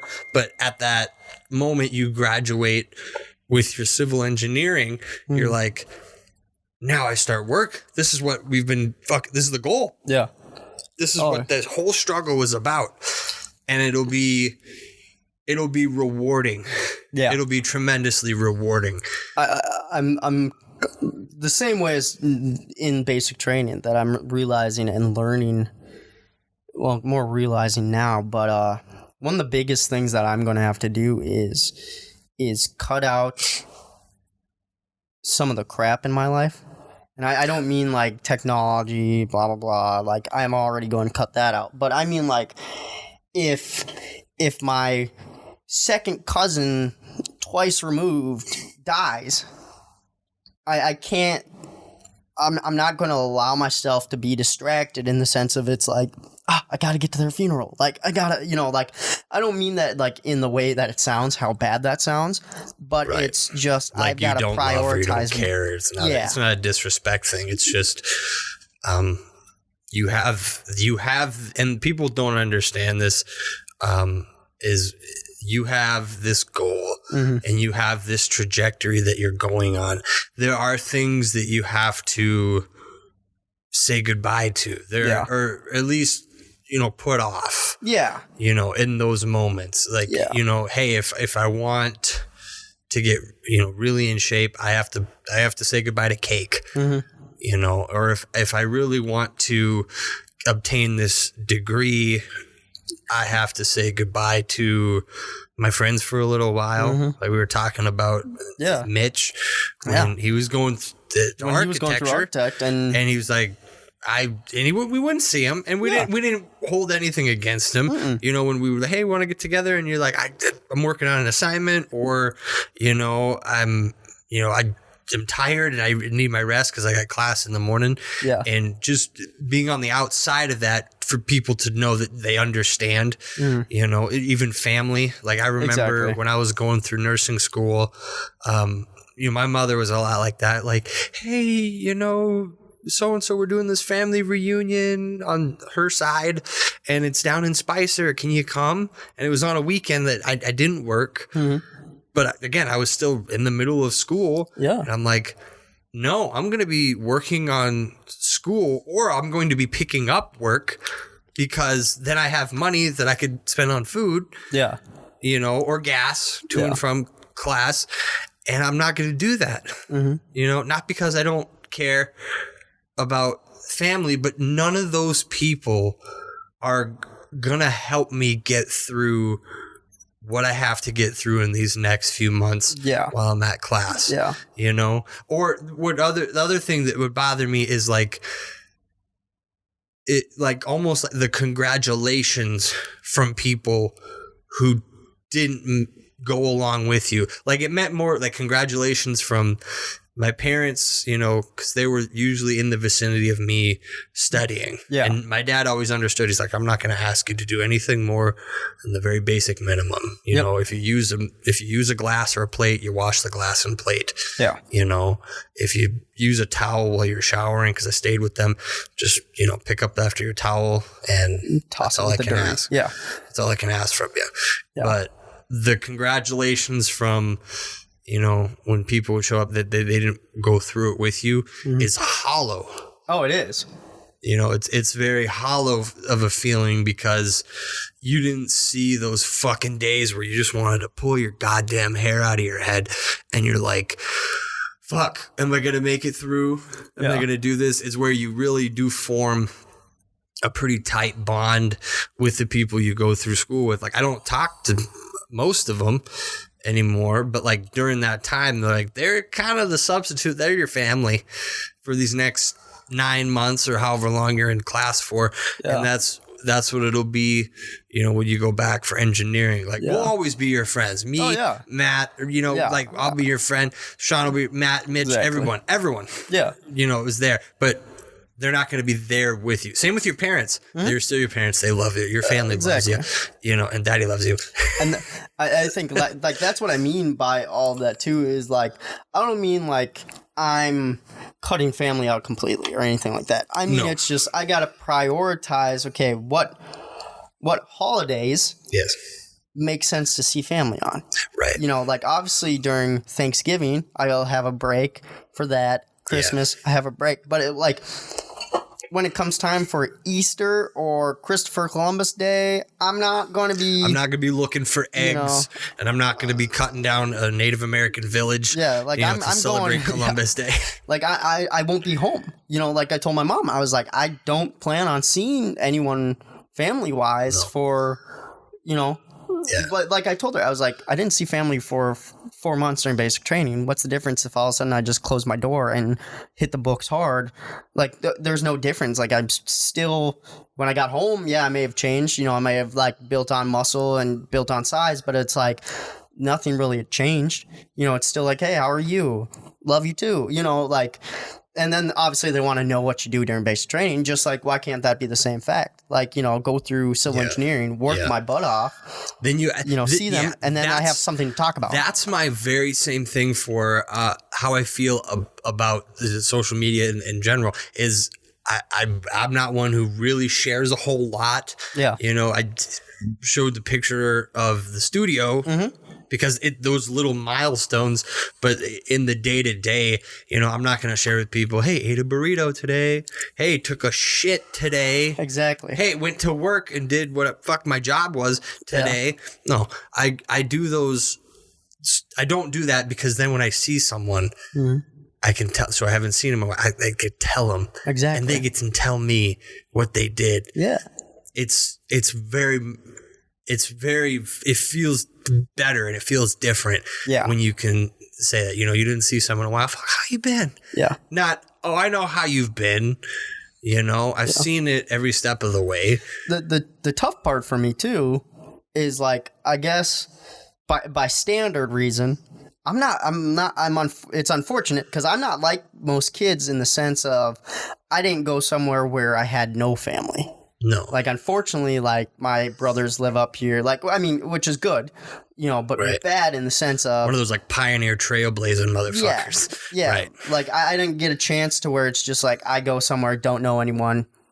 Okay, let's just hit whatever. Let's hit the books. Do what I need to do. Yeah. Unfortunately, it was like, oh well, your brothers are close by, so if you need anything, go there. And then you get the constant, or not the constant text, but the occasional text. It's like, hey, come over to dinner, or come over for breakfast. Or you can come over, and it's just like, I get that I can come over. Oh yeah. But I don't want to come over because it's the sense of I want to have the opportunity of wherever I go is wherever I go. Yeah. Nobody knows me because of that, this, that. Yeah. And it's also, I don't know anyone. Yeah. So it's not going to be like what's his face is partying right now, but I got to do these homework. Then it'd be the sense of like, if I would have trailblazed, then it would have been the sense of I don't know anyone. Yeah. Who's partying? Who? Like what? Okay. I'll just, Yeah. And there was like when I started this travel nursing, that was kind of my thing too, was, and when I was talking to that one guy, Moses, after work, jumped his car last night and got it started and stuff. That was one of the things that we were talking about is like, that's what it keeps people, because there's jobs all over the place for nurses. Yeah. But like, I understand when you find an organization and you love it, you want to stay around and stay with it. But another thing that keeps people from doing it is there's a lot of courage that one needs to have to go, I'm going to go out into the world where I know nobody. Like when my first assignment was up in Grand Forks, I didn't really know anybody up there. I had a friend who was across the bridge and she was studying the whole time. Like she was busy or she was working And I was just up there in the hotel, and I was like, man, you got to learn how to make friends. And I made friends with a pastor who ran a gym. I made friends with some of the people who I worked with, some of the restaurants that I would go to. There was one I would go often enough to where they're like, you're back, So you have to, it pushes you to form bonds, or it pushes you to step out of your comfort zone, and you realize things about yourself. Yeah. So coming full circle to the very beginning when we were talking about when your dad, after basic training, so kind of looping everything together. Yep. When you were come out of basic training and then you went right up to NDSU and started schooling, you kind of didn't know what you were going to do, but you were on your own. Exactly. I was that trailblazing at that point. In a way that friends were around and family was around, but you were pushed to be like, you're out from underneath your parents. Yep. You're in a new space. Yep. You found out things about yourself. I came 180 from being like, that was probably a bad idea to that was probably a good thing. Well, and I think it's one of these where it's like in our lifetime, from when we're young, you're taught that money is an important thing. And don't get me wrong, money is a hugely important thing. But it's not everything. But I feel like when it comes to experiences like that, and not even just experiences, but like I feel like for a kid's sake, I feel like it's huge. Yeah. Because now you are, like I was at least basically forced into, but handed a university opportunity to go and it's like, go and experience this. If this is not what you want or whatever, you're only taking generals, so you're basically paying for the bare bones of a university. Yeah. So it's like, go and experience this. If this isn't what you want to do, come back, go into the trades, or go and get your associate's degree in something, and then it's like, okay, I can pay that off. Like that isn't going to be the end of my line. I can pay off my 1 year at a university or one semester or however you last or you want to go. Yeah. But I was basically given this opportunity of it's like, well, you might as well try it. Because the biggest thing also too, like when you were saying that going to Grand Forks, knowing nobody, being there, making relationships. I think that's why basic training was so huge for me. I was trailblazing. That was my trailblazing. That was trailblazing. Where none of my family went military. The last person in my family, I think, who went military was World War II? Vietnam. Like Korea, Vietnam era. So it was one of those where it was like, yeah, I'll trailblaze this, but then it's also you're going through the suck. Just like you said with those people that, from your class, those become your new family. Yeah. Just like basic training, you're embracing the suck together. You're going through the same stuff with everyone. Nobody's at a higher level. Nobody's at a lower level. No. You're going through the same thing with everyone. And you each dictate whatever action you do dictates my future, and whatever action I do dictates your future. Oh, for sure. Meaning if I don't clean my bunk to the snap, you're getting punished.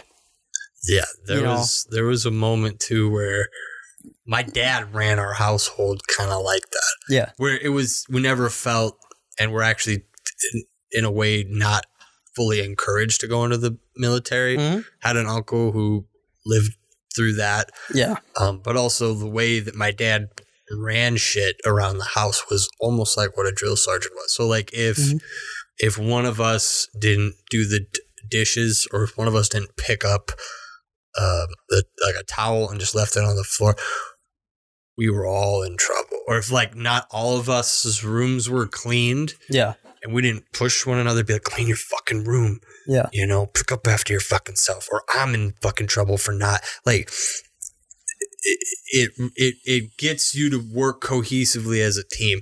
In some ways though, I've found, because I was the oldest, I would constantly, like, I would pick up where some of the slack was, because I didn't want them to get in trouble. Mm-hmm. And I remember talking to my dad about it, where like I would try and do something. I didn't want anyone to get in trouble. Mm-hmm. So I would either try to like cover for them or like one time and it backfired actually. Who's going to carry the boats? Who's going to carry the boats? It backfired where my brother, I think it was Titus. And then there's a separate occasion that happened with Tori, but there was Titus.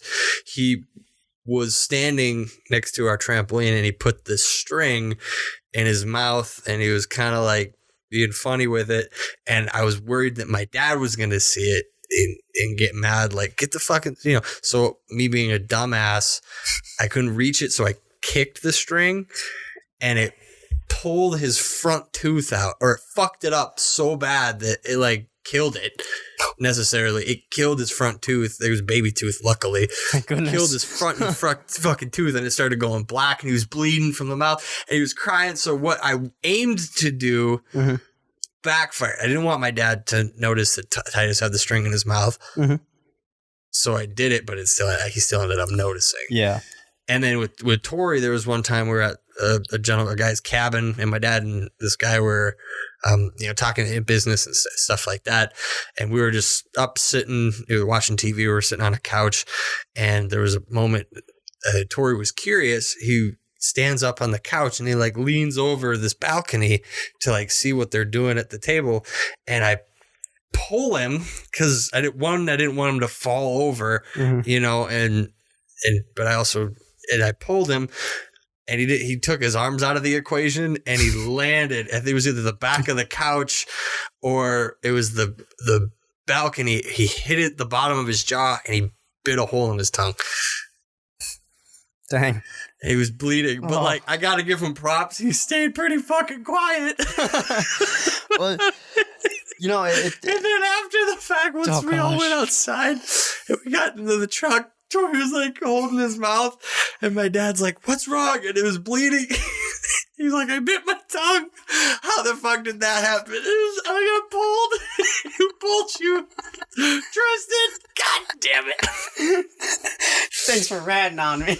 I was willing to accept the fucking responsibilities, but the whole part was like I just didn't want to draw any attention to anything. Well, and I remember it, like when I was younger too, like if something like that happened and then, it's one of those where, if you make a sibling cry or whatever and you're sitting there like, I'm so sorry. I mean, please don't tell. But like, I understand that I have done this and I'm going to take this consequence, but please don't shut up. Yeah. Okay, what can I get you? Like you start bargaining. Okay, I'll do anything that you want. I'll let you play with my toys. If you shut up now and stop crying, I'll play with you for a month. I'll give you all of my candy from Halloween. Yeah, exactly.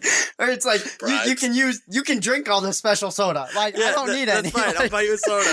I don't need chocolate milk. I'm okay. I you know what? White milk, love it. It's my new favorite.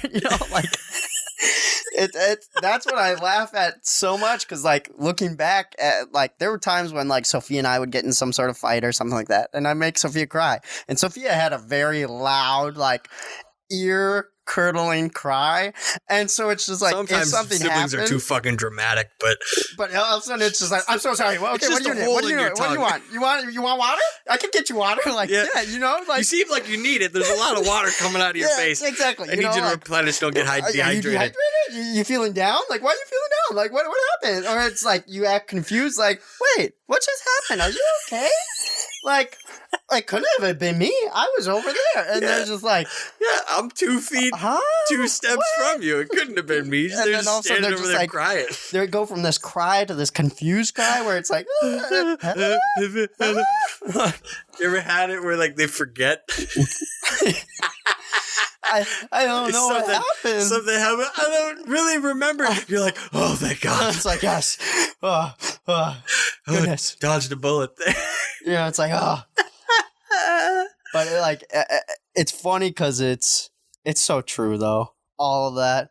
Where it's like, as a kid, too, I feel like it's like we are two very not open people. Like, we don't really... There's not a whole lot, like, we talk about deep stuff. Yeah. But we're never really like, I'm still affected by this. Oh, yeah. Or, like, one thing is, like, we will not let the other person really see us cry. Like, Yeah, no, You know, like even if something happens, it's like, yeah, sorry, it was dust. It was dust. It was dry. Oh, did you see that duck sneezed in my? It was dry. Like when we were out west, you know, and I found out my grandfather had passed away. You were very like, you were understanding and you were, you know, whatever, but great success. Great success. Yeah, no, understanding though. Yeah. But you still like, you tried to make it a way like it's okay, but you to like laugh about it, but you know, you don't let the traumas you experience ruin you, you know, and define you, but there's still a lesson. Yeah. You know, there's still something you take away from it. You know, you could look at what you've been through basic, what you've been through, so, you know, with your breakup, and everything like that. But they don't define you. Where as soon as you let a trauma define you, it becomes the master. You are no longer the master. Yeah. You know, like in examples of like when, you know, people were wronged by their spouse or by their girlfriend or boyfriend, and now they're like, all men are pigs, you know, or all women are sluts, and you know, whatever, like that. Just like the worst attributes you could assign to a whole group of individuals, all because you had a traumatic and bad experience with it, you know. And I think that you shouldn't let that become the master of how you feel and how you think.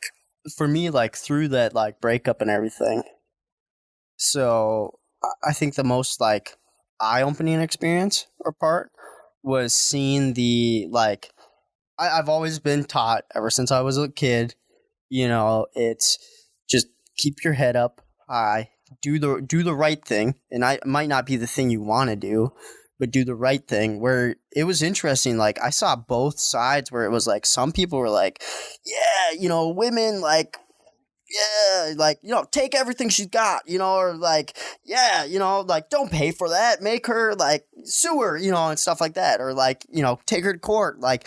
And then there's the other side where it was just like, yeah, you know, whatever, you know, do what you got to do. So like for me, it was one of those where I think I handled it the best where I could, where it was just like, I think so. I didn't have any sort of hatred towards her. Like, I didn't like the things she did to me. Like, I didn't like having to pay for things afterwards, like out of pocket. Yeah. But it was one of those things where it's like, and then, you know, like my dad was like, hey, you know, have her pay, and I was just like, I'm trying to be done with her. You know, like, I'm not trying to drag it on where now I have to be contacting her for weeks and weeks and weeks, being like, hey, you owe me $500 still, or you owe me $100 still, or $2. Like, for me, it was just the fact of, and it's not like, and some people were like, well, then she's just walking over you. And it's like, no. No, I'm getting done. And I probably was one of those people who says it, but like, it's in a way you handled it well, where it's like, hey, if this is the quote unquote tax that I have to pay to keep my sanity and to, you know, move on and move forward from this, you know, unpleasant experience, then so be it. Yeah. But you know what? I can leave with my head held high saying, hey, I did what I could. It didn't work out, but everything's settled and I'm moving forward. Exactly. And as bad as it sounds, if I can walk away with my head high, and I'm not saying, but if I can walk away feeling better, like, this is going to sound really bad, but feeling better than her, if that, I don't mean that in like a feeling jerky, in a better point in life, than how she must be or end living or your whatever. best life. Like, because in my mind, it was just one of those things where I was like, yeah, you know, like, I don't have to pay this. You know, I could just charge her, blah, blah, blah. I get that. But, like, it's one of these where, you know, do to your neighbor as you would like be done. Yeah. You know? Yeah. Like, I wouldn't want all of a sudden, like, if something like that happened and I had zero money.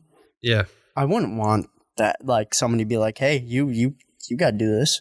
You know, it's on you. Yeah. You know, if there wasn't, like, not saying this like this way, but if there's an opportunity where it could go a better way, why not?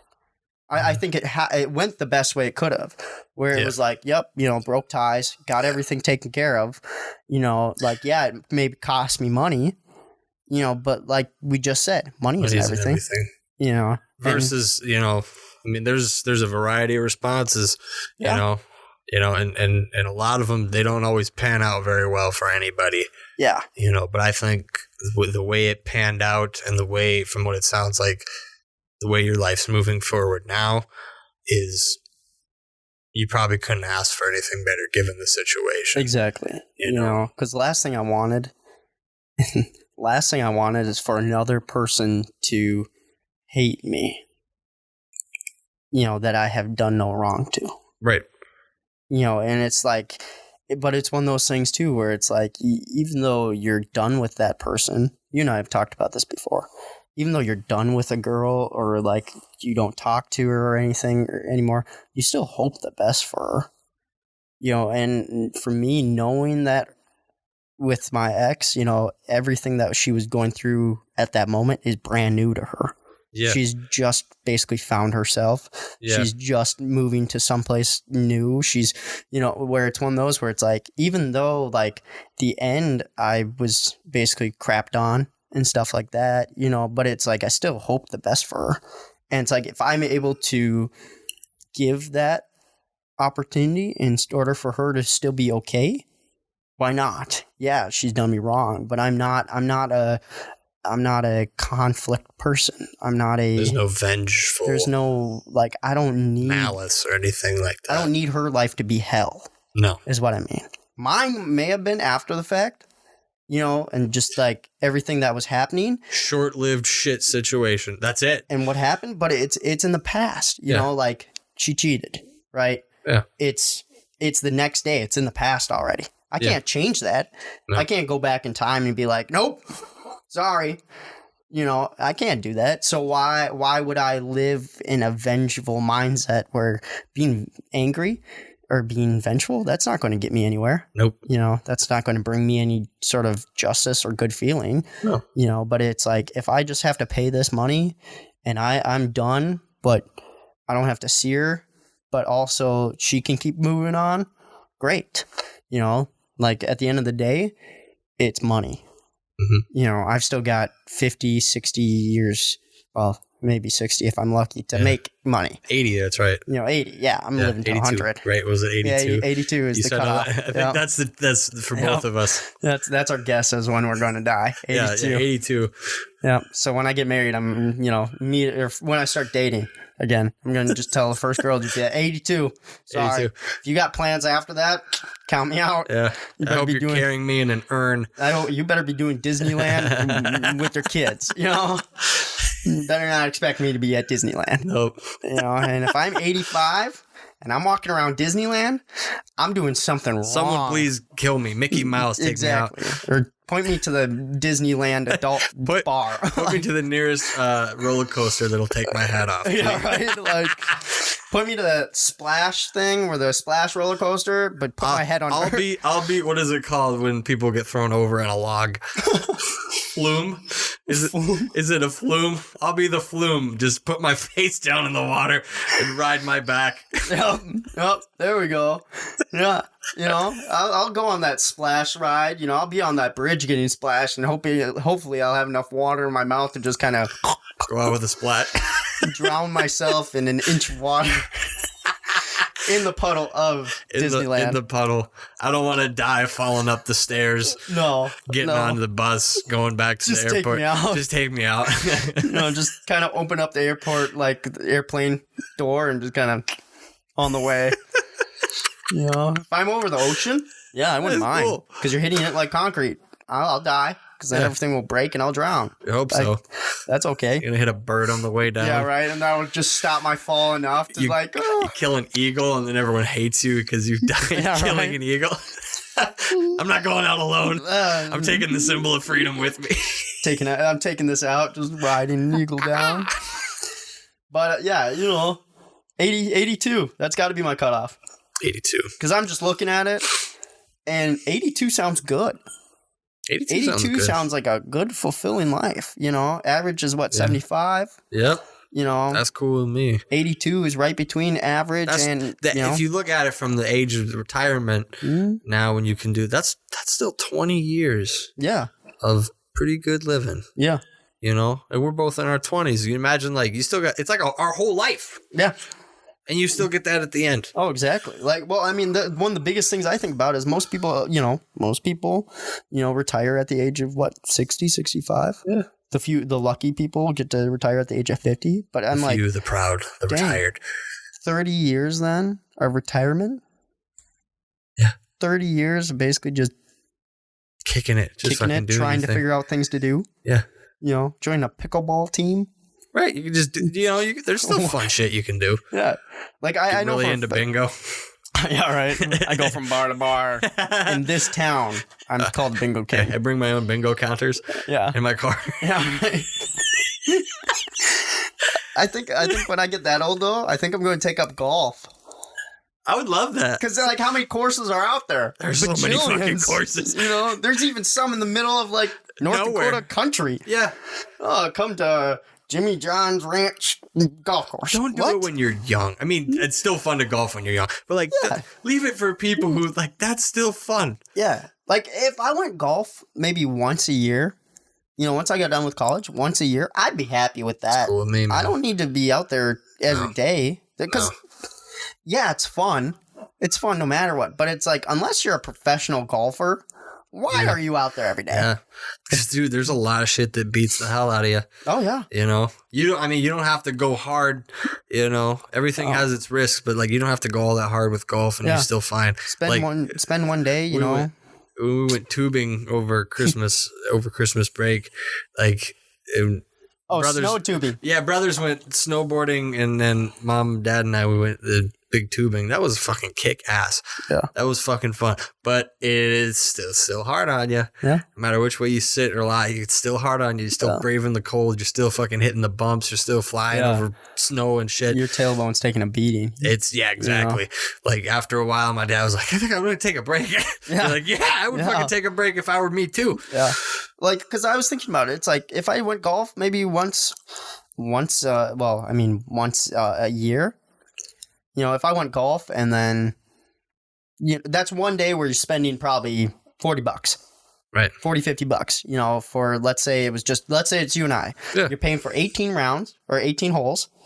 You know, if you want to do 18 or 9, whatever, I'd probably do 18 if I'm doing it once a year. Yeah. And you spend another 10, 20, $30 on a golf cart. Yeah. And then if you want to drink at the same time, there's drinks. That's a possibility too. But in my mind, it's better doing that than spending $1,000, you know, depending on where your membership is, just so every waking extra second you have away from people, you can go golf. Like, no thanks. I'd rather go once a year, and that'd be my in-town vacation. Yeah. Like, there's just that's the me time. And if like, don't get me wrong, like if I could have like a boat, like a little boat and a fishing rod, that'd be great too. But that's only if I own like a house on a lake. Am I going to be doing that? Because if I don't live on a lake, I don't know if I'm buying a boat. No. Maybe a pontoon. Just because with pontoon, you can kind of, that's a whole entire day's fun right there. You can just kind of truck around on the boat. Like, just pull up, shop, and stop and let the kids swim. Jump out and swim. Grill some burgers on it and drink a beer. Like... Dude, that actually sounds heavenly. It does, right? Yeah. Sounds like a blast. Fuck yeah. But that's kind of... And then when I get a cabin eventually in life, that'll be prime. I debated renting it out, but I've come to the decision that no, I will not. If I get a cabin, I will not rent it out. And that's the beauty of it, where you can decide. Yeah. You know? Because it was one of those where I was like, if I have a cabin, I want it to be like my family's space, you know, where it's like I can put my stuff in my dressers and I don't have to be taking my clothes out of my dresser every time somebody goes to rent it, or I don't want to worry about my boat getting dent, or somebody not listening to the rules and taking it out anyways, or there's so many things just a lot of a headache that you don't want to have to fucking deal with or think about at that time. Exactly. I'd rather, like, for me to make extra income, I'd rather like invest in like stocks or a mutual fund or something like that. Just enough. Enough is perfect. I don't need anything crazy. Like, I'm not trying to be the world's richest man. I'm really not. Like, I'm just trying to, like I said, live comfortable. Enjoy your life. Yeah. And that's what everything ought to be about. Yeah. Like, I'm trying to do everything. You're getting to that point. Yeah. I'm trying to do everything that I would enjoy. I'm not trying to put extra stress on my life and make things not enjoyable. No. Where it's like, if I had a cabin, that's enjoyable. Yeah. If I rent it out and now I have to worry about upkeeping that all the time for other people coming, that'd be killer. Yeah. I would lose it. Yeah. That no longer becomes a feeling of I'm enjoying my cabin. It's like, fuck, I gotta take care of the cabin. Yeah. I'm enjoying my Airbnb is what it feels like. Right. Where I'm not even the renter. I'm just the person taking care of it and then using it. Yeah. There's a lot of things like that, but I mean, if you, whatever you find joy in, I'm a huge advocate for that now more than ever. If it makes you happy, who cares what everyone else thinks? Amen. That's the biggest advocate thing ever. Do what you want to do. It's not a narcissistic thing. It's not anything like that. It's just what do you want to do? What do you want out of your life and do it? So many people are out there where they're like, that's a bad idea. It's just like, well, when I want your opinion, if I want your advice, I'll ask for it. Yeah. It's like, if I need help with something, I'll ask, but I don't. Nope. You're not a teacher. I don't need to ask a question. I don't need too much of that. Yeah. Already. Exactly. But. Oh, man. Yeah. Let's fucking wrap this up, shall we? Yeah. How long have we been going for? I have no idea. Oh. Say at least an hour and a half, 2 hours. Oh my. Good talks as usual, though. Just about 2 hours. Oof. Yeah. Well. Thank you. Of course, man. Thanks for letting me come on. And always a pleasure. It is always the same here. Pleasure's all mine. All right, man. Thanks, everybody, if you're still listening.